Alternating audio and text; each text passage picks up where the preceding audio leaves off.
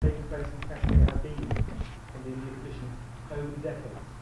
But we have a continuous killing of people in Kashmir, continuing unrest, and this very huge, heavy military presence, which almost seems to create a backlash. And, it just doesn't seem, and the difficulty then in proceeding with diplomatic negotiations.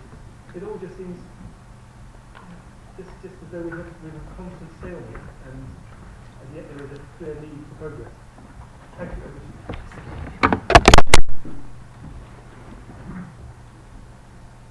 I'm not going to be provoked by that last Chris, thank you so much to the older group for inviting me. I'm reminded of what Zulfikar Ali Bhutto famously said, that one Pakistani is equal to 1,000 Indians. I think that figure has come down today. I would like to add, before I make my formal presentation, that in my biodata what is missing is the fact that I am also the convener for the last 10 years of the India-Pakistan Track 2, and most recently the convener of the India-Pakistan-Afghanistan trilateral. And I am therefore a friend of Pakistan, a friend of the Kashmiri, and as through this vehicle of the bilateral and the trilateral, tried to promote peace and friendship. I have two options. One is, having heard so much from my friends from Kashmir as well as Pakistan, is to try and address the issues they have raised. I think that will be an impossible task in the time allotted to me. And the other option is to go ahead with my formal presentation. I was a bit intrigued by the topic chosen for this presentation, the whole truth, nothing but the truth. Well, as I have observed, and I suppose the same charge can be leveled against me, the truth is always a commodity that is used selectively, and the spin put on it is the spin that you desire. So it is selective interpretation and selective projection of the truth. As we picked out elements from the UN Security Council resolutions, and of course there also has been some factual misrepresentation, but I'm not going to go into that. So here I go.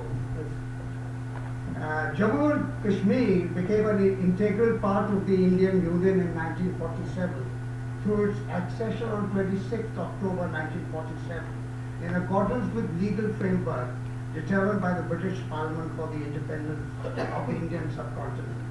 This was completely valid by the Government of India Act 1935 and through the India Independence Act 1947. Yes, of course. In fact, if I might add, Britain was principally responsible for leaving Kashmir the way it left Kashmir, but we can discuss this later in the evening. As a result of international law, the accession was total and irrevocable. The accession was supported by the National Conference, the largest political party at the time in the state, and accepted unconditionally by Lord Mountbatten. The accession was complete with the offer and acceptance. Now, question on plebiscite.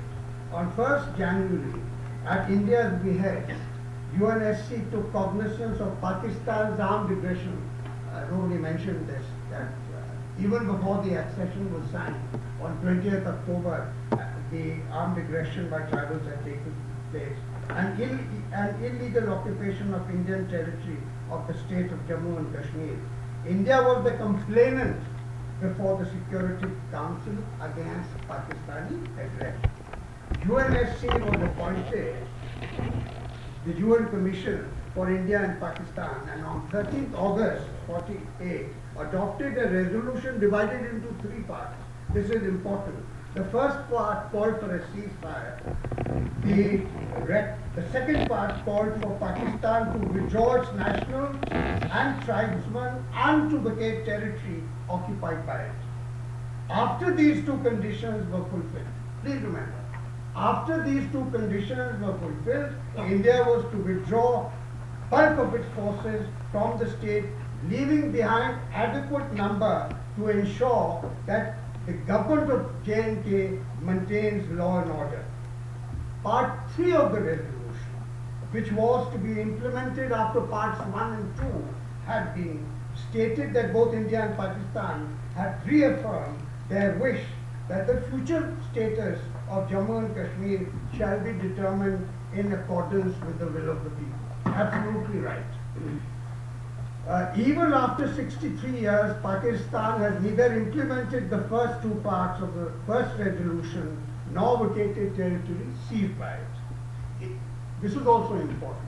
India's acceptance of the UNCIP resolutions was subject to several conditions and assurances given by the United Nations Commission on India and Pakistan, included that 1. Pakistan would be excluded from all affairs of J&K. Number 2, Azad Jammu and Kashmir government would not be recognized. Sovereignty of Jammu and Kashmir government over entire territory of state shall not be brought into question. 4, territory occupied by Pakistan shall not be consolidated. And 5, Pakistani troops would be withdrawn completely. Pakistan never fulfilled these assurances. The preconditions for plebiscite were never fulfilled by Pakistan. The offer was certainly made. It was not taken up, and so it cannot be held for generations over the heads of those who made it. On 5th February 1964, India's permanent representative in UNSC said, "I wish to make it clear that under no circumstances can India agree to the holding of a plebiscite."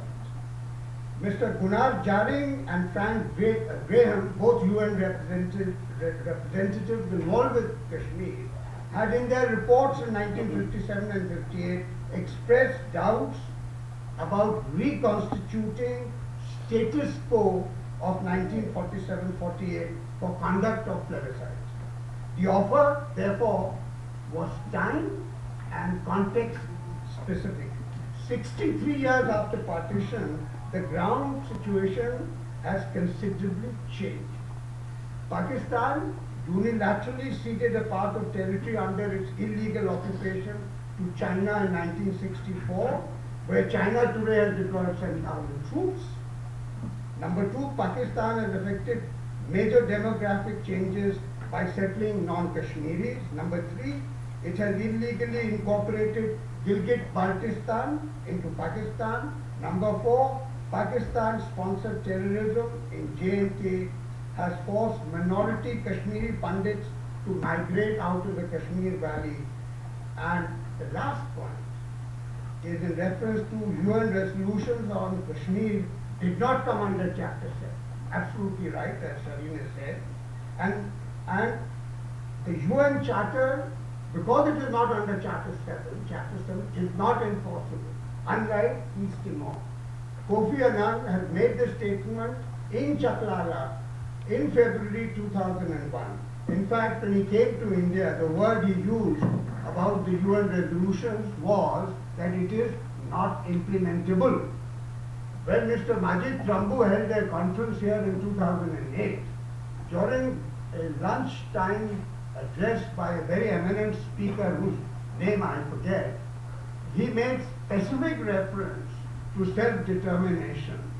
And he said, in fact, he pointed out the difficulties about self-determination about Kashmir. It's a separate matter. He said that in Jammu and Kashmir, they have had elections every 5 years, and so they are determining their future. This is what this gentleman said, and you can check your records. Now, I come to this issue of cross-border terrorism. Pakistan has not seized direct and indirect use of force to wrest Jammu and Kashmir since 1947. In 1965, Pakistan again sought to foster an insurgency, but on failing to suborn the local population, infiltrated armed troops in the state, leading to war. In 1971, under threat of an armed uprising in East Pakistan, it sought to divert attention by extending the conflict to Jammu and Kashmir. This led to defeat and breakup of Pakistan and creation of independent Bangladesh. After the military defeat and Simla Agreement, Pakistan maintained calm in Jammu and Kashmir in 1990 till 1990, when it raised number of terrorist groups to launch a proxy war to secure Pakistan's terms on Jammu and Kashmir. In fact, between 1975 and 1988, there was no offer, or the question of Jammu and Kashmir laid on. Neither side raised the issue. Cross-border terrorism became an instrument of state policy, but